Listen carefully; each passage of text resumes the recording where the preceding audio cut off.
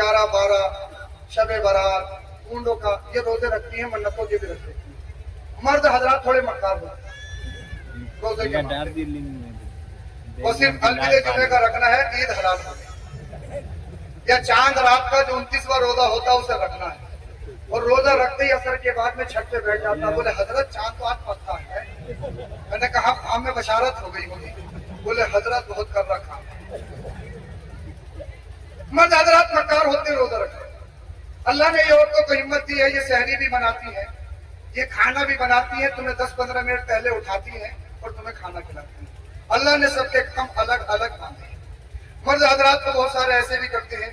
अब रमजान शरीफ आने वाला, एक गुड़िया जेब में रखेंगे, रोजा है। हजरत क्या बताऊं, शुगर बड़ी परेशान कर रही है। रोजा है हजरत क्या बताऊं, बीपी बहुत ही अप डाउन हो रहा है।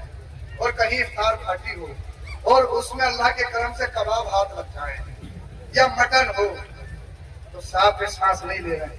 हमने हाथ पकड़ा, जनाब तुम्हें तो शुगर है, ये क्या कर रहे हो, जहर खा रहे हो। हजरत इंजेक्शन ले लूंगा, डोज ले लूंगा, डोज भरने के लिए डोज है। और जो अल्लाह का फरीजा है उसमें डंडी मार रहे हो। मगर याद रखो, मुझसे, अपने मुफ्ती से, अपने इमाम से छुपा सकते हो, मगर मुझे बताओ क्या रब से छुपा सकते हो? क्या अल्लाह से छुपा सकते हो? और ये तो कांधे पे जो बैठे हैं नेकी और बदी लिखने वाले, फजर की नमाज छोड़ दी, अब बदी लिखने वाला फरिश्ता कलम चलाए, बुराई लिखने वाला हो। तुमको नहीं, बुराई मत लिखो, ऐसा करो 500 रुपए ले लो, बात बनेगी। ये तो दुनिया में, हिंदुस्तान में चलती है। पैसा दो और बढ़ो आगे को, यहाँ थोड़ी। और राशि बल मुर्तशी किला हुआ फिन्नार, हदीस से पाक है, रिश्वत देने वाला लेने वाला दोनों जहन्नमी है। बताओ ये मानेंगे लिखने से? नहीं, ये तो वो करते हैं जो अल्लाह ने करने का हुक्म दिया। 2 सिफतें हो गई। नमाज पढ़ती हो, इसका रिजल्ट सुन लीजिए, इंशाल्लाह ईमान ताज़ा हो जाएगा। दूसरी सिफत रोजा रखती हो। तीसरी सिफत वो अहसनत फरजहा, अपने जिस्म की हिफाजत करती हो, पर्दा करती हो, अपनी प्रोटेक्शन करती हो। ये शर्त है। जब तक शादियां घरों में होती थी पर्दे का माहौल था, और जब से मैरिज हॉल में शादी होना शुरू हुई है पर्दा तो बिल्कुल आसमान बन गया। ये हमारा तजुर्बा है। केक भी कटता है, रेलिंग भी कटता है, इस्तेमाल भी होता है। हमारी बहन बेटियां फूलों की बारिश भी करती है। मगर क्या फरमाया नबी ने, अपने जिस्म की प्रोटेक्शन करती हो, पर्दा करती हो। अरे अगर कोई आवारा नारा लगाए मेरा जिस्म मेरी मर्जी, वो सच्ची पक्की मुस्लिम नहीं। अगर वो कहे इस्लाम ने फाउंडेशन दिया है, पर्दा दिया है, हक मारा है, तो उनसे कहूंगा सुनो, पर्दे में उसे रखा जाता है जो इज्जत वाला होता है।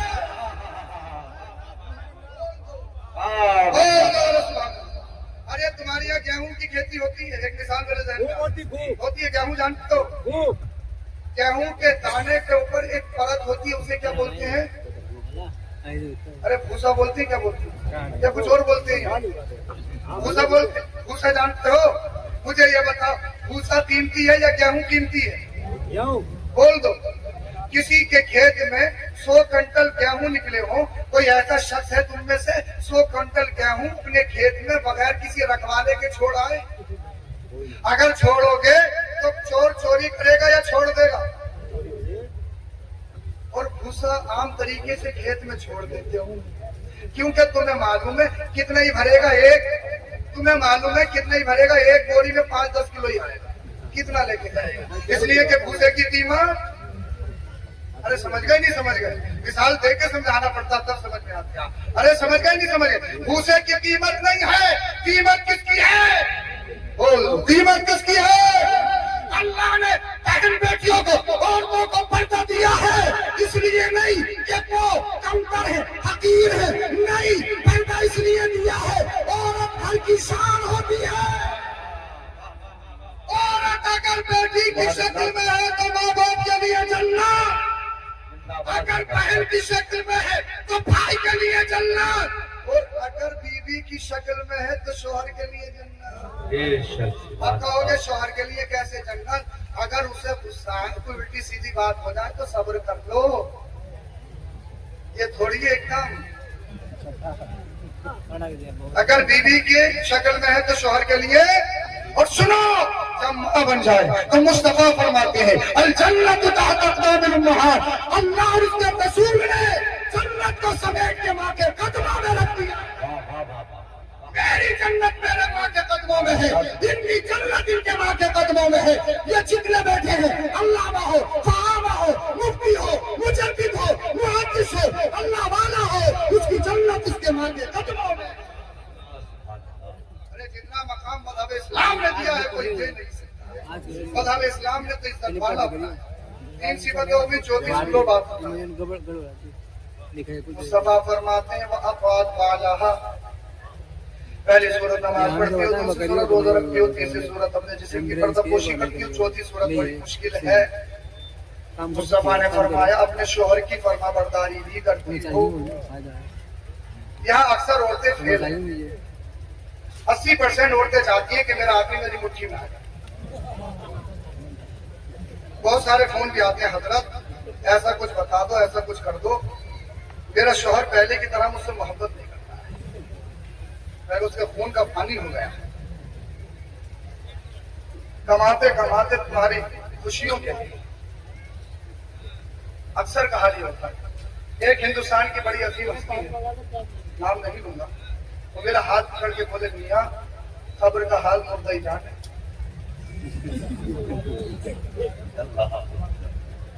अल्लामा हो, फहामा हो, डॉक्टर हो, इंजीनियर साहब हो, कुछ भी हो, सब बाहर हैं, अंदर कोई और ही साहब है। रियलिटी ये 80% मेरी माँ बहनें चाहती है कि मेरा शौहर मेरी मुट्ठी में आ जाए। मैं एक नुस्खा दूंगा इनको, जितनी कोशिश तुम अपने शौहर को अपनी मुट्ठी में करने की करती हो, काश इतनी कोशिश अच्छी बीवी बनने की करती। और जिस दिन अच्छी बीवी बन गई, तुम्हारा घर लड़ाई फसाद करते नहीं जन्नत का गहवारा बन जाएगा। शर्त है जन्नत में जाने की शौहर की फरमाबरदार हो, मुत्तकिया हो, आलिमा हो, परहेजगार है। अगर शौहर नाफरमान है तो नामुकम्मल है। शौहर की नाफरमान है, ये शर्त है। और शैतान इंसान के साथ में रहता है। हदीस से पाक में इंसान जैसे पैदा होता है उसके साथ 2 चीज पैदा होती है, एक तो अच्छाई का हुक्म देता है, एक बुराई का।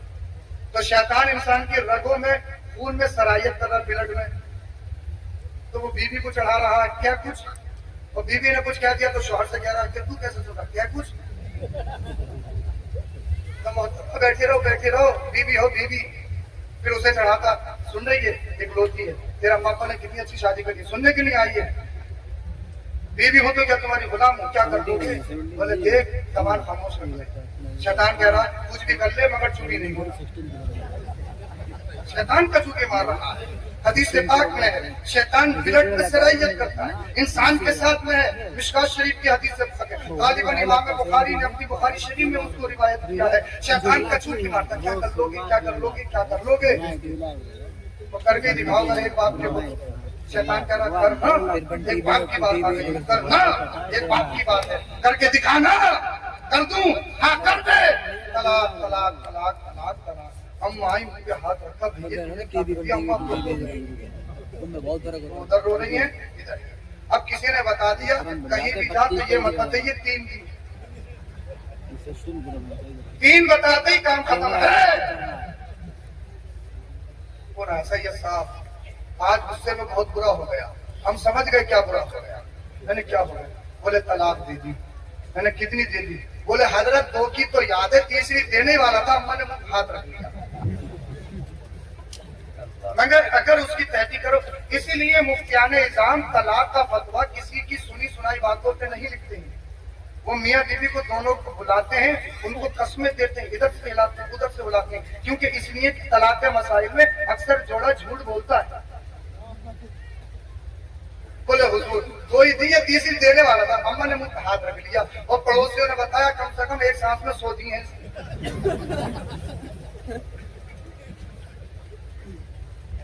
अरे औरत नाक़िस नक्ल है, वो जज्बाती है, वो इमोशनल है, वो कमजोर है। अगर रोने पे आए तो महीने गुजर जाए, और अकल पे आ जाए तो बड़े बड़े अच्छों को घुटने टिका दे। अल्लाह ने